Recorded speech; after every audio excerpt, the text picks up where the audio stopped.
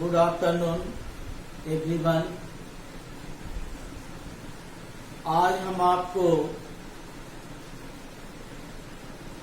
Point charge और उन point चार्जों के बीच लगने वाला आकर्षण और प्रतिकर्षण बल के विषय में बताएंगे।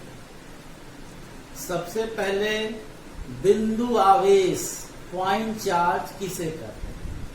आपको पता है कि बिंदु किसे कहते हैं? बिंदु वह है जिसमें लंबाई ना हो, चौड़ाई ना हो, ऊंचाई या मोटाई ना हो, वह बिंदु कहलाता है।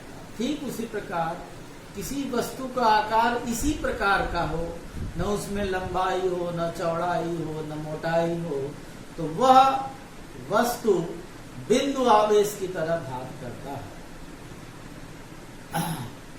1785 में फ्रांसीसी भौतिक वैज्ञानिक ने दो आवेशों के मध्य लगने वाला आकर्षण या प्रतिकर्षण बल का मान ज्ञात किया था। यह बल, इनके बीच बल कितना लगता है, इसका मान ज्ञात किया था। उसका नाम है कूलाम।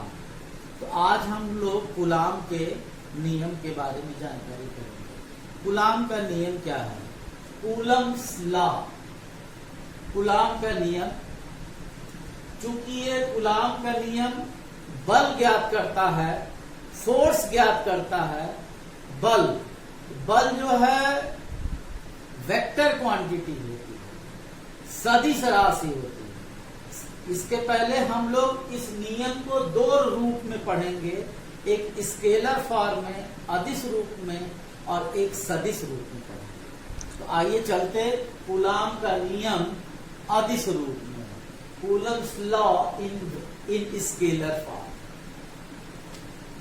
इसमें इस नियम के अंतर्गत दो बिंदु आवेश, ये बिंदु आवेश, एक Q1 एक Q2 और इनके बीच की दूरी R हो। दो बिंदु आवेश Q1 तथा Q2, उनके बीच की दूरी R हो, तो उनके बीच लगने वाला आकर्षण बल का मान उन दोनों आवेशों के गुणनफल के समानुपाती, यह प्रोपोर्शनल टू Q1 Q2, तथा उनके बीच की दूरी के वर्ग के व्युत्क्रमानुपाती होती है। यह inversely proportional to R square. ये समीकरण 1, समीकरण 2। इसका मतलब कूलाम का नियम क्या होता है?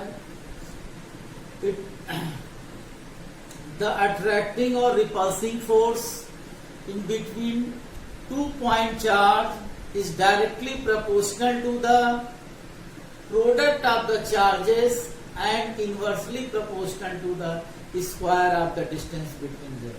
सी ऑन ब्लैक बोर्ड हियर, यह proportional to Q1 Q2 and F inversely proportional to 1 by R square. Combining both result from equations 1 and 2, we have F proportional to Q1 Q2 by R square। जब हम ये proportional हटाते हैं, एक constant लिखते हैं, small के, छोटा के है Q1 Q2 by R square. प्रयोगों से इस नियतांक का मान के बराबर 1/4 pi epsilon naught equal to 9 into 10 to power 9 newton metre square upon coulomb square. होता है। अतः समीकरण 3 से फ्रॉम इक्वेशन 3 we get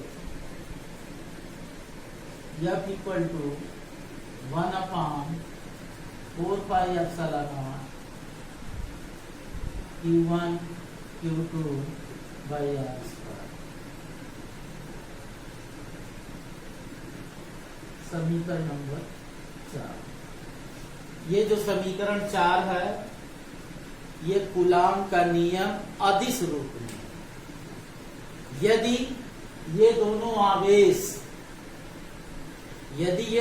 आवेश किसी माध्यम में रखे हों तब क्या होगा।